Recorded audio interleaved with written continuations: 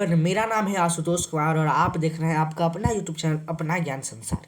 आज के इस वीडियो में हम लोग क्लास 8 एक्सपोनेंट इन पावर बहुत ही अच्छी तरीके से समझेंगे। आधा घंटा में 40 मिनट में जितना भी टाइम लगेगा अच्छे से समझेंगे। और ये रैपिड रिवीजन नहीं है, ये वन शॉट है। इसी एक ही वीडियो में पूरे के पूरे हम लोग एक्सपोनेंट एंड पावर की थ्योरेटिकल नॉलेज ले लेंगे और कुछ क्वेश्चंस की भी प्रैक्टिस करेंगे, लेकिन अगले वीडियो में। और डिस्क्रिप्शन में आपको बेस्ट क्वेश्चंस मिल जाएगा जो मेरे द्वारा और 8 क्लास के कुछ स्टूडेंट के द्वारा सेट किया गया है, तो आप वो ले सकते हैं। कमेंट में आपको डिस्क्रिप्शन बॉक्स में आपको मिल जाएगा। तो चलिए हम लोग स्टार्ट करते हैं एक्सपोनेंट एंड पावर। देखिए, तो सबसे पहले हम देख लेते हैं एक्सपोनेंट एंड पावर हमें पढ़ना है।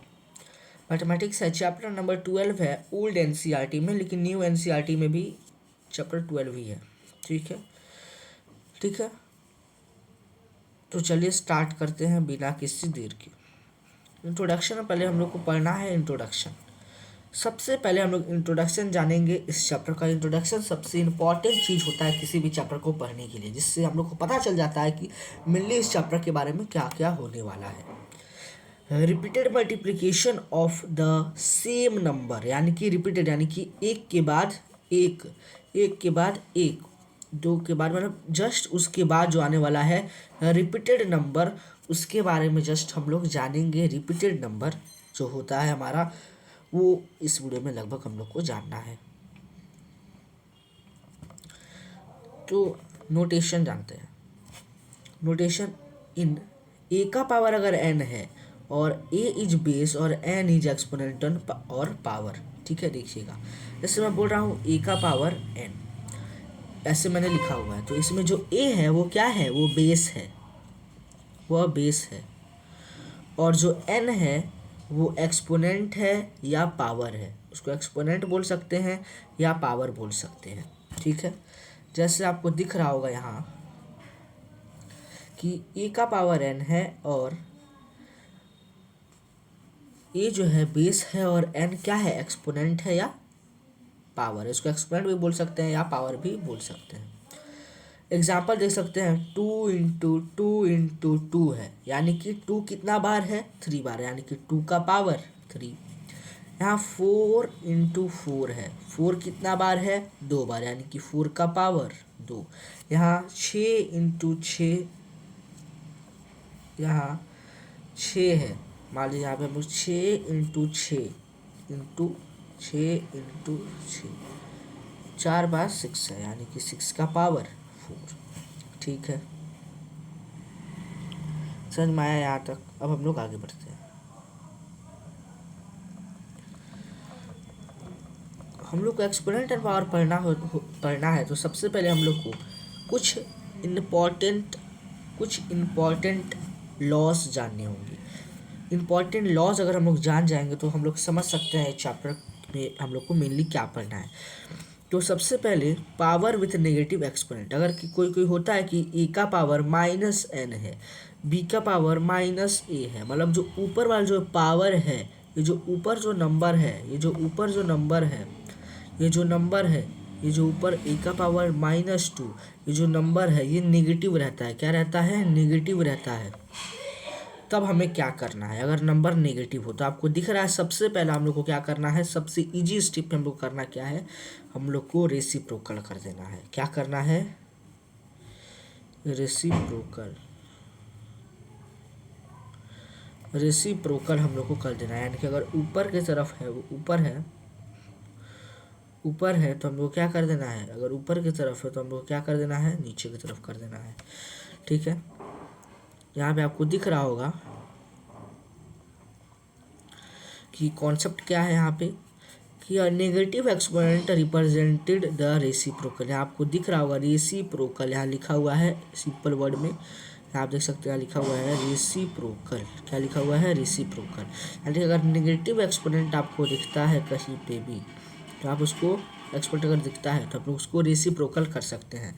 जैसे यहाँ पे कुछ एग्जांपल्स भी दिए गए हैं। 3 का पावर -2 है, यहाँ पे 3 का पावर -2 है। जैसे यहाँ पे 3 का पावर -2 है, माइनस क्या है, 3 का पावर -2 है, तो हम लोग इसको रेसिप्रोकल कैसे कर देते हैं, 1/3 का पावर 2 पॉजिटिव हो जाएगा।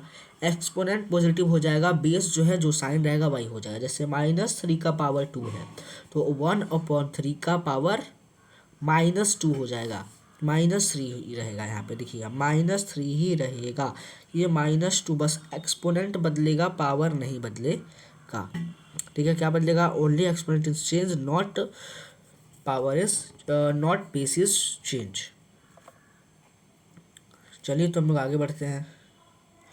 कुछ लॉज हैं, क्या है? कुछ लॉज हैं, तो वो मैं आपको लॉ बताता हूँ। सबसे पहला लॉ हमें दिख रहा है कि ए का पावर m इंटू ए का पावर n, यानी कि बेस सेम है।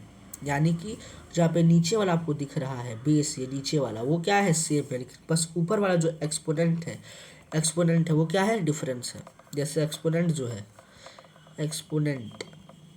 एक्सपोनेंट डिफरेंस, जैसे वहाँ पे ए का पावर m है इंटू ए का पावर n है, तो ए दोनों में सेम है, बस n प्लस एन m और n है दो अलग अलग, तो याद रखना है हम लोग दोनों को ऐड कर देना है। मल्टीप्लाई में क्या करना है? ऐड कर देना है। अगर मल्टीप्लाई में एक्सपोनेंट यानी कि पावर सेम हो तो हम लोग ऐड कर देंगे। यानी कि यहाँ पे दिख रहा होगा कि ए का पावर m प्लस n, यानी कि m और n को क्या कर देना है? जोड़ देना है। m और n को एक दूसरे में क्या करना है? जोड़ देना है। पहला लॉ हम लोग का क्लियर हो गया। ठीक है, एग्जाम्पल हम लोग बात करते हैं, एक एग्जाम्पल देख लेते हैं।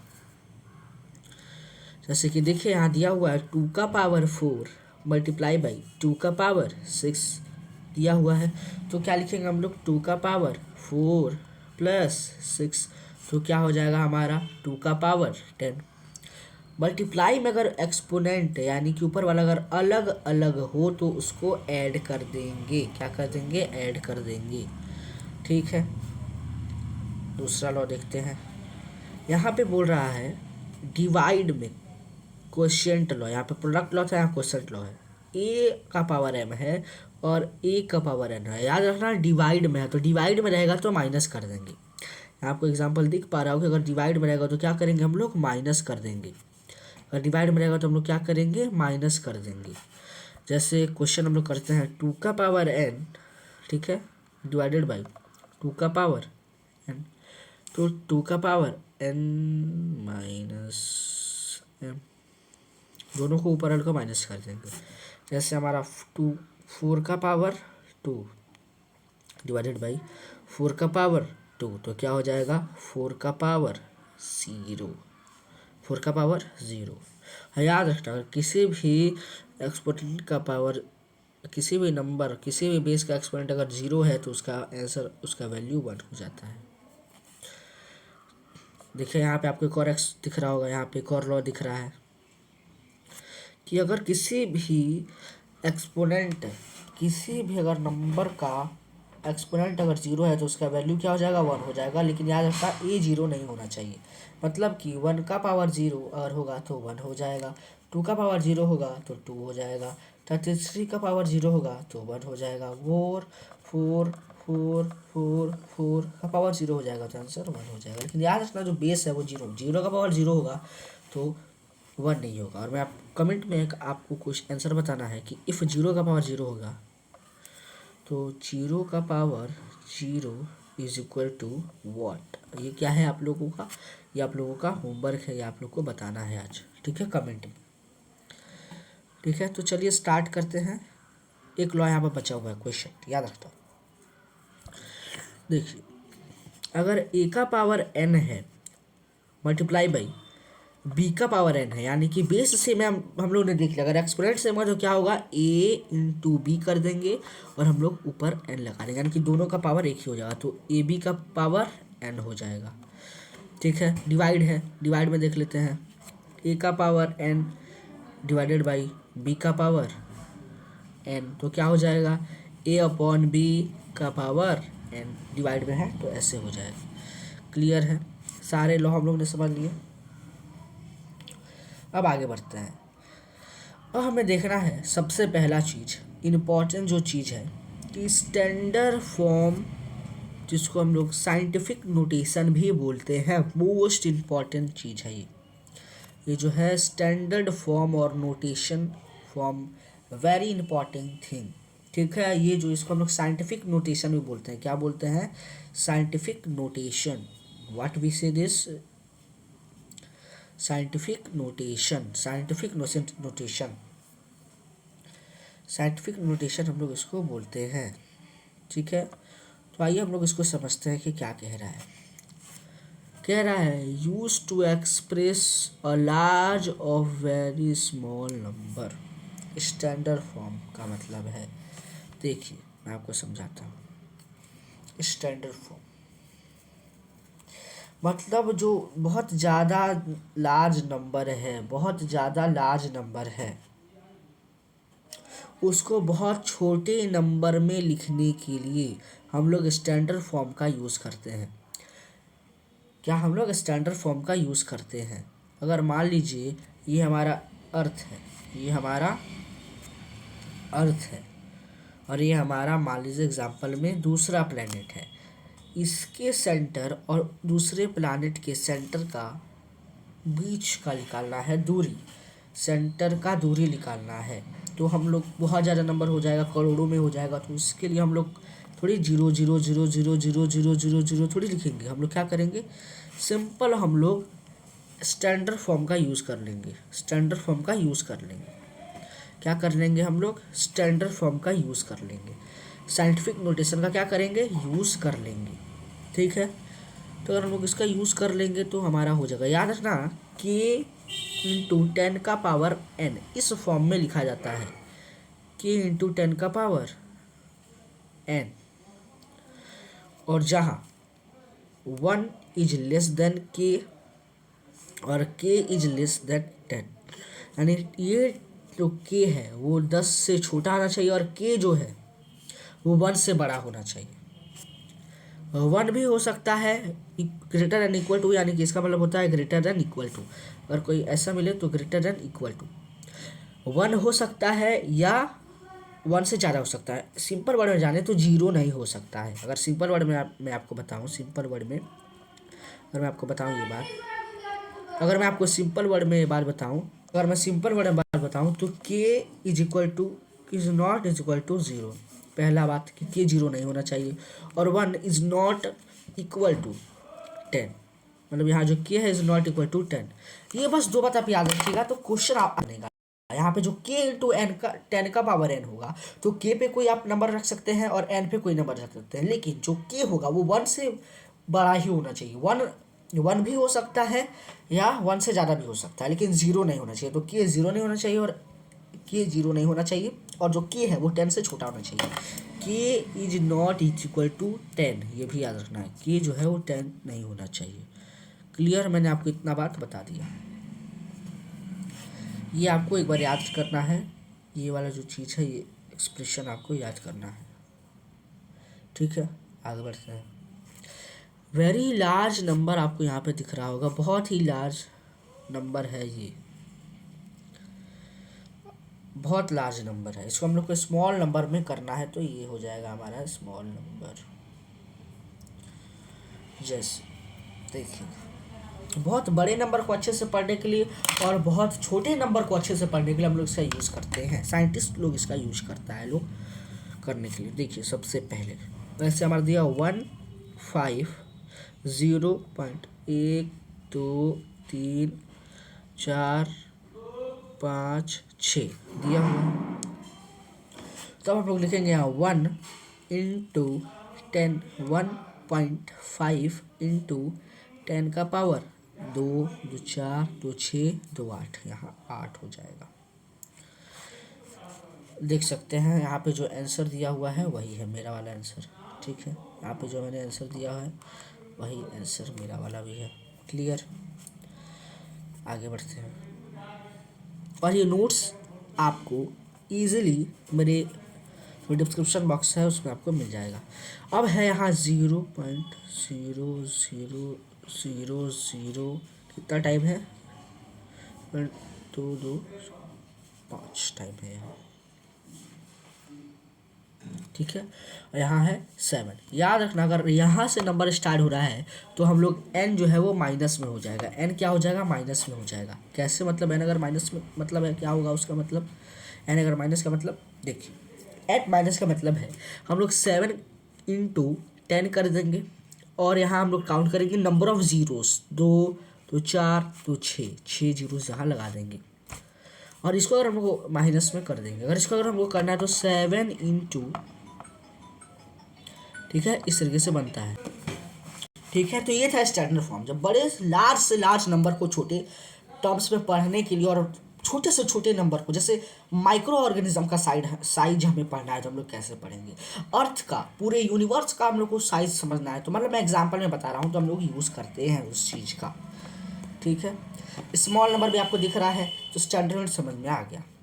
अब एक हमारा होता है यूजुअल फॉर्म। अगर कोई नंबर अपने सिंपल फॉर्म में लिखा हुआ है 55, 66, 77, 5901 और सिंपल फॉर्म में अगर लिखा हुआ है कोई भी नंबर, तो हम लोग उसमें क्या यूज़ करते हैं, if any number is expressed in simple form is called usual form. Usual form कहलाता है।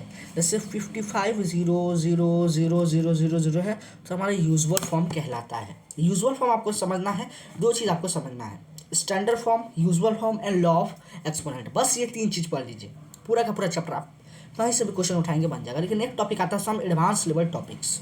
क्या एक सम एडवांस लेवल टॉपिक जिसमें हम लोग एक्सपोनेंट एंड पावर में algebraic expression type question solve करते हैं, वो भी मैं आपको बता दूंगा किसी नेक्स्ट वीडियो में। बट ये टोटली एनसीईआरटी पर डिपेंड था। आइए हम लोग कुछ समरीज देख लेते हैं समरी प्रैक्टिस के लिए। Always simplify the base if possible. सबसे पहले बेस को सिंप्लीफाई करना, अगर पॉसिबल है बेस को सिंप्लीफाई करना। ऐसा नहीं कि बेस को सिंप्लीफाई करना पॉसिबल है और आप छोड़ के चले जाए, नहीं। ठीक है, और यहाँ पे क्या दिया हुआ है, remember negative base with even power become positive. अगर नेगेटिव बेस है, देखिए नेगेटिव बेस है जैसे -3, negative base with even power -3 का पावर 4 है तो ये इवन है, तो -3 × -3 × -3 ठीक है, तो माइनस माइनस प्लस और माइनस माइनस प्लस, यहाँ पे माइनस माइनस, अगर हम माइनस को 4 बार मल्टीप्लाई करें तो क्या होगा, हमारा प्लस हो जाएगा। क्यों? क्योंकि माइनस को अगर हम लोग इवन नंबर से मल्टीप्लाई करते हैं तो प्लस हो जाता है। जैसे माइनस माइनस प्लस हो जाता है, यानी कि 2 क्या है, इवन नंबर है। माइनस माइनस माइनस, याद रखना, अगर इवन नहीं होगा तब हमारा आंसर माइनस होगा, लेकिन अगर इवन है तो इसको हम लोग माइनस नहीं कर सकते।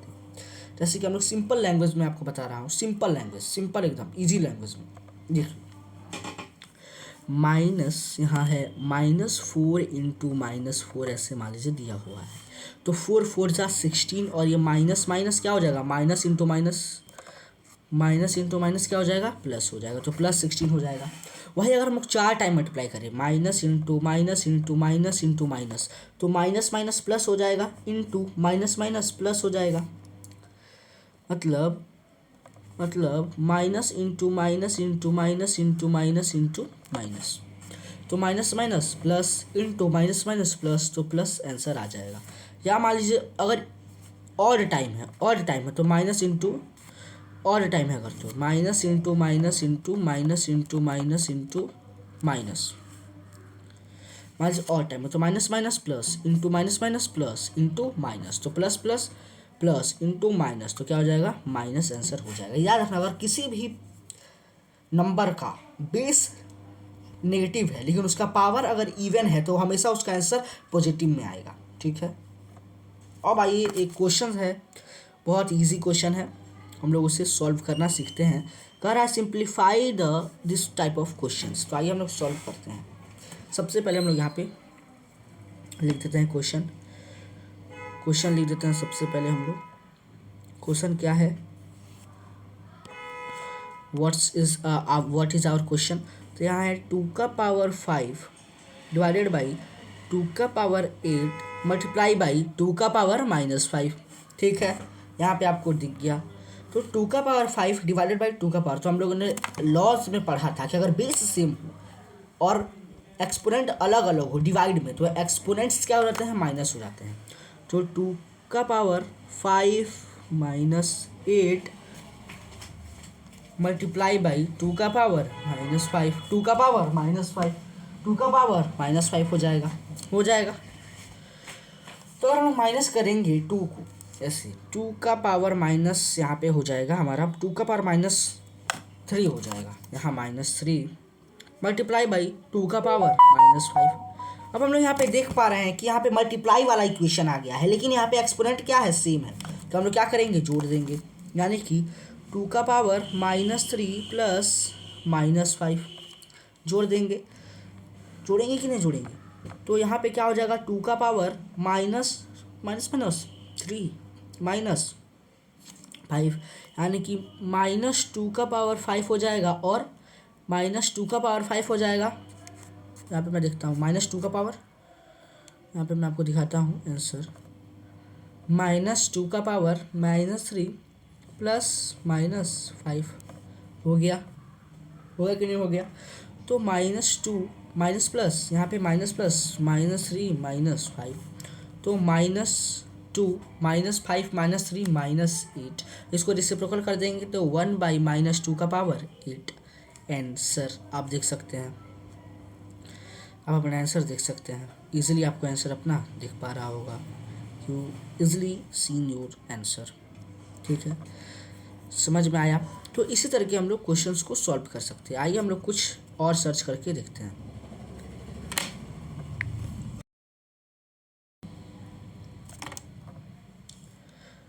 गिव सम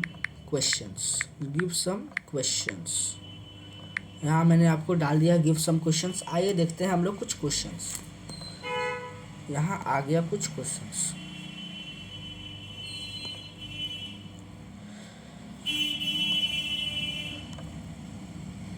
देखिएगा, यहाँ क्या है, सिंप्लीफाई करना है। ये जो क्वेश्चन मैंने आपको बताया था उसका आंसर क्या था, मैं आपको दिखाता हूँ। आइए, इसका पावर क्या है, आंसर इसका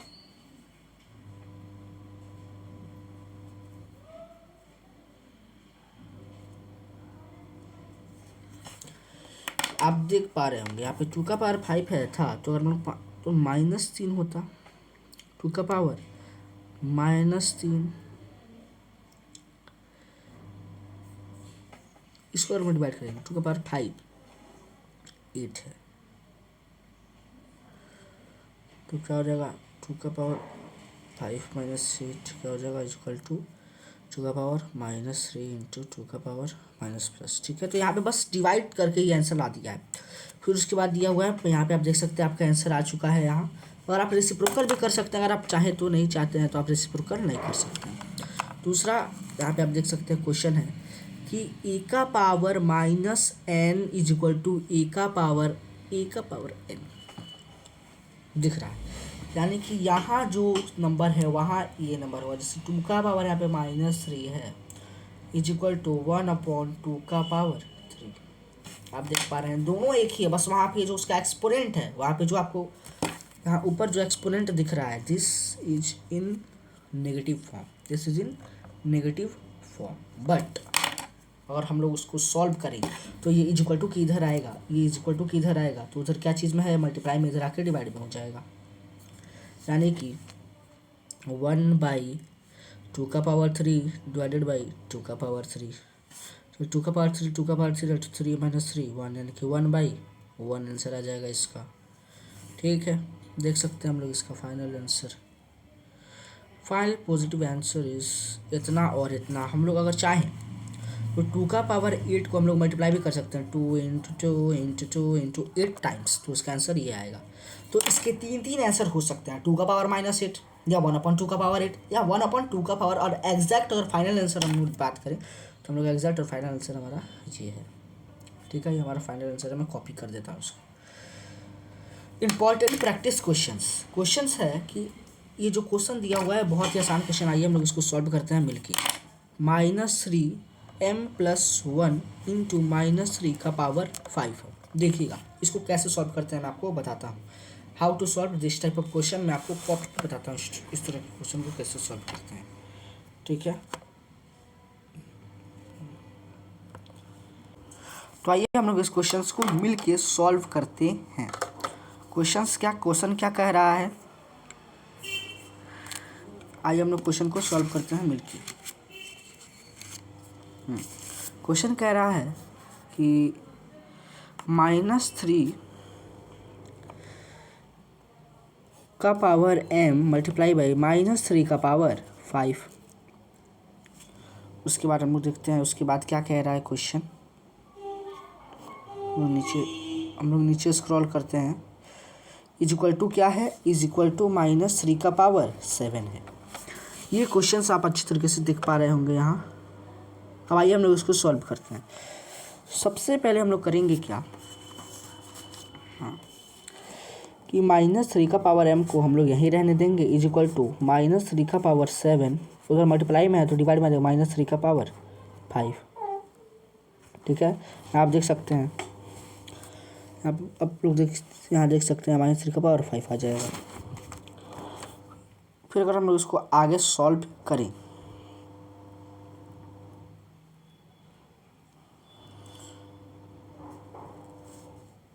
देखिए यहाँ आ गया हमारा। फिर हम लोग क्या करेंगे, यहाँ -3 का पावर m है इक्वल टू -3 का पावर -5 क्या हो जाएगा माइनस, अगर हम लोग 7 में से 5 किया कितना बचता है, 7 में से 5 किया इजीली हम लोग बोल सकते हैं कि 2 बचता है। तो -3 का पावर 2 यानी कि -3m इज इक्वल टू 2। देख सकते हैं आप m इज इक्वल टू 2। तो thank you for seeing my video. अगर आपको और टाइप के वीडियो चाहिए, अगर आप चाहते हैं कि आपको और इस तरह के क्वेश्चंस मिले हमारे एक्सपोनेंट एंड पावर चैप्टर का, तो आप हमारे इस चैनल को सब्सक्राइब करें।